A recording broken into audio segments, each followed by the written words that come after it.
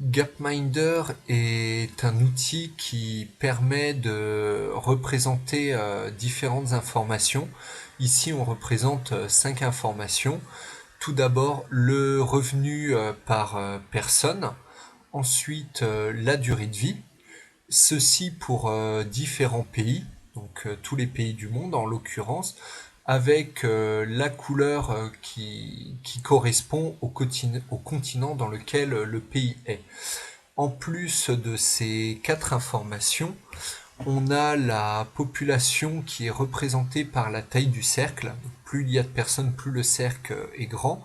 Et finalement, dernière information représentée sur cette data visualisation, c'est l'évolution dans le temps de ces différents éléments. Donc on voit que quand on avance dans le temps, les différentes bulles vont bouger et se repositionner.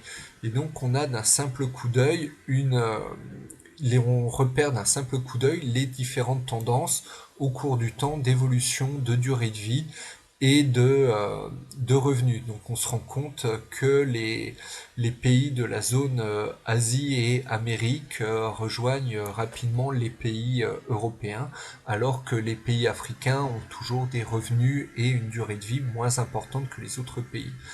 Dernier point, il est possible en plus de sélectionner les pays que l'on veut en particulier voir apparaître. Et si jamais on cherche un autre format de data visualisation, il est tout à fait possible de les représenter sous forme de cartes.